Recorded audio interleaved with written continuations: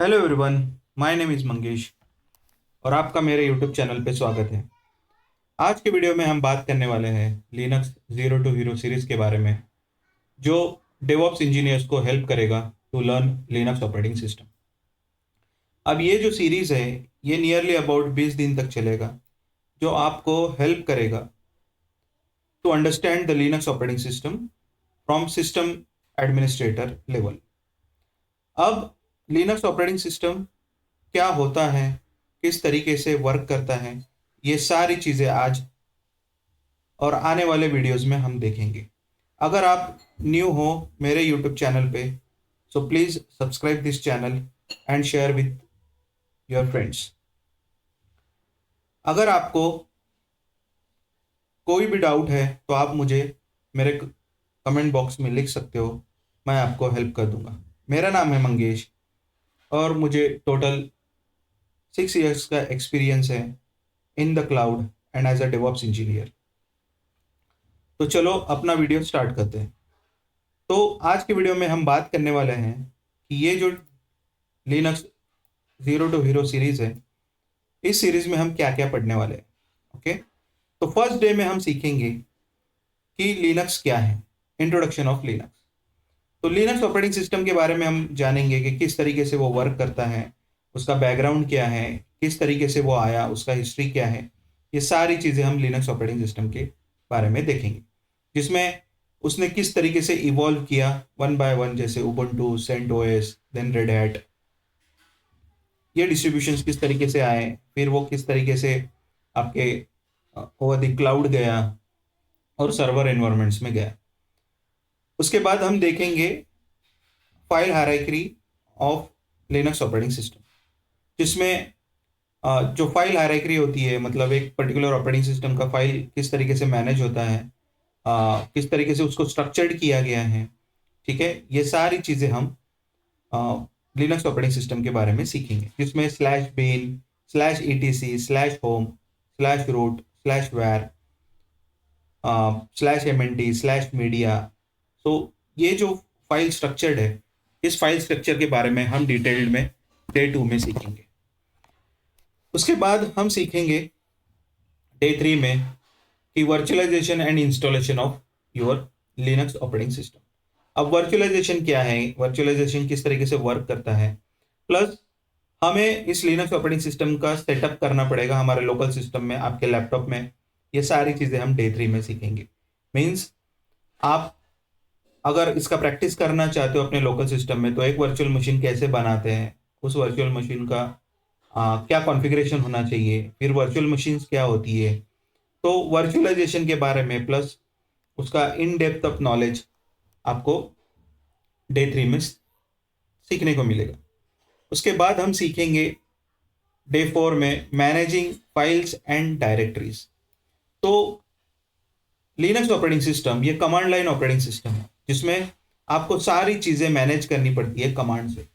तो अगर suppose as a day to day activity as a DevOps engineer, आपको बहुत सारी चीज़ें कमांड से करनी पड़ती है। जैसे आपको कुछ ऑटोमेशन स्क्रिप्ट लिखना है, आपको कोई सॉफ्टवेयर इंस्टॉल करना है, या फिर कुछ भी करना है, तो आपको सारी चीज़ें कमांड से करनी पड़ती है। तो लिनक्स में हमें most of the management command से करना पड़ता है।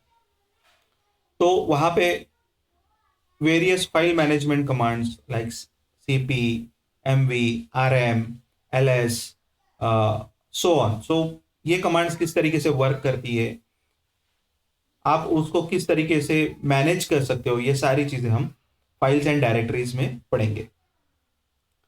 डे 5 में हम देखेंगे कि creating, viewing and editing the text file, कि आप किस तरीके से जो फाइल्स आपने क्रिएट की हैं उनको मैनेज करना। Okay, with the help of V I editor, nano, gedit, in editors tool की वजह से। ओके, तो आप किस तरीके से उसको क्रिएट कर सकते हो। अब वेरियस, अगर आपने कोई भी फाइल क्रिएट किया, उस फाइल को किस तरीके से पढ़ना है, किस तरीके से आपको रीड करना है, ये सारी चीज़ें हम कौन से कमांड से करेंगे, ये हम सब डे 5 में देखेंगे। आप किस तरीके से अपने शेल स्क्रिप्टिंग आप क्रिएट करोगे या कुछ भी क्रिएट करोगे, तो ये सब कुछ हम डे 5 में देखेंगे, जहाँ पे हम वेरियस कमांड्स पढ़ेंगे, जो सर्चिंग के कमांड्स है, जो टेक्स्ट फाइल्स की कमांड्स है, जैसे grep, awk, sed and so on. Day 6 में हम देखेंगे कंट्रोलिंग द फाइल परमिशन, जहाँ पे आप whatever you will create और whatever you will manage in Linux operating system, वहाँ पे आपको सब कुछ परमिशन किस तरीके से दिया जाता है। मतलब क्या होता है कि हम जब भी कोई प्रोडक्शन में या प्रोडक्शन लिनक्स सर्वर पे काम करते हैं, तो हमें बहुत सारी चीज़ें परमिशन से ही मैनेज करनी पड़ती है। तो कोई भी एप्लीकेशन को आपको इंस्टॉल करना है, तो उस एप्लीकेशन को इंस्टॉल करने से पहले दैट पर्टिकुलर फोल्डर आपको उसको परमिशन देनी पड़ती है। तो वो परमिशंस आप कैसे मैनेज करोगे, उसकी कौन सी कमांड्स है, ये सारी चीज़ें हम chmod, chown, chgroup इसमें देखेंगे। उसके बाद डे 7 में हम देखेंगे कि किस तरीके से आप आर्काइविंग एंड बैकअप क्रिएट कर सकते हो for your Linux operating system using multiple commands like tar, gzip, bjzip2, then resync, cron। और फिर आप बैकअप्स को किस तरीके से शेड्यूल कर सकते हो, किस तरीके से उस बैकअप को रिस्टोर कर सकते हो, और बैकअप क्रिएट करने का और रिस्टोर करने की कौन सी स्ट्रेटेजीज है, ये सारी चीज़ें हम डे 7 में देखेंगे। उसके बाद देखेंगे हम group end user management day 8 में, जिसमें आप किस तरीके से मल्टीपल यूजर्स क्रिएट कर सकते हो, उनको मैनेज कर सकते हो, उनके ग्रुप्स मैनेज कर सकते हो, उनके एक्सेसेस मैनेज कर सकते हो। जब हम कोई यूज़र क्रिएट करते हैं, वो कहाँ पे स्टोर्ड होता है, उसका लोकेशन क्या है, ये सारी चीज़ें हम यूज़र एंड ग्रुप्स मैनेजमेंट में देखेंगे। डे 9 में हम देखेंगे package management of your operating system. अब पैकेज मैनेजमेंट क्या होता है? देखिए, कोई भी ऑपरेटिंग सिस्टम को सिक्योर रखने के लिए हमें उसको अपडेट करना होता है। जैसे आपके मोबाइल में अगर आपका मोबाइल नया है और आप उसको यूज़ कर रहे हो, तो एवरी मंथ आपको कुछ सिक्योरिटी अपडेट्स आते हैं। तो सिमिलर टू दैट, आपका लिनक्स ऑपरेटिंग सिस्टम को भी वर्नेबिलिटीज से बचाने के लिए आपको उसको पैच करना होता है। तो वो उन पैकेज मैनेजमेंट को किस तरीके से मैनेज किया जाता है यूजिंग पैकेज कमांड्स। ओके, तो उसमें हम देखेंगे via yum, DNF, APT, using what kind of operating system, Linux operating system you are using. और फिर उनको हम देखेंगे कि कौन से टूल्स के थ्रू भी आप ये सारी चीज़ें मैनेज कर सकते हो। उसके बाद हम डे 10 में देखेंगे disc management of your Linux operating system. तो जहाँ पे आपको डिस्क मैनेजमेंट, अगर आपने कोई एक्सटर्नल हार्ड डिस्क क्रिएट की, तो वो एक्सटर्नल हार्ड डिस्क को क्रिएट करने के बाद उसको किस तरीके से आप एफ डिस्क और MKFS के थ्रू उसका पार्टीशनिंग, फॉर्मेटिंग करना, फिर LVM के थ्रू उस स्टोरेज को मैनेज करना, ये सारी चीज़ें हम लोग डिस्क मैनेजमेंट में सीखेंगे। ठीक है, उसके बाद हम सीखेंगे प्रोसेस एंड सर्विसेज मैनेजमेंट। अब अगर आप सपोज क्लाउड में आते हो या फिर आप डेवऑप्स में जाते हो, तो आपको process management and service management आना ज़रूरी है। मीन्स कौन सी कमांड्स है जिसके थ्रू मैं प्रोसेसेस को स्टार्ट किल करूँ, उसके बाद मैं वेरियस सर्विसेज को रिस्टार्ट करूँ, तो कौन से सिस्टम लेवल की कमांड्स है, वो सारी कमांड्स हम डे 11 में सीखेंगे, जो प्रोसेस एंड सर्विसेज मैनेजमेंट करती है। डे 12 में हम देखेंगे लिनक्स नेटवर्किंग क्या होता है, कैसे होता है, ये सारी चीज़ें हम बेसिक से देखेंगे। उसके बाद हम देखेंगे कि लिनक्स में आप किस तरीके से नेटवर्किंग कर सकते हो, मतलब IF कॉन्फ़िग क्या होता है, आप किस तरीके से IP अपना दे सकते हो for a particular system.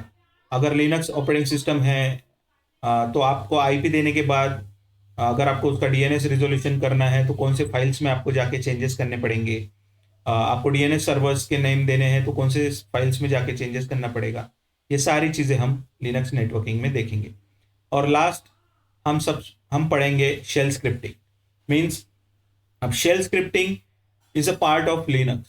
Okay, तो आप लोगों को प्रॉपर तरीके का, मतलब आपने जो भी कमांड आप यहाँ पे सीखोगे, उन कमांड को एक पर्टिकुलर फाइल में कैसे चलाना, उसे हम कहते हैं शेल स्क्रिप्टिंग। ठीक है, तो किस तरीके से आप शेल स्क्रिप्ट करोगे।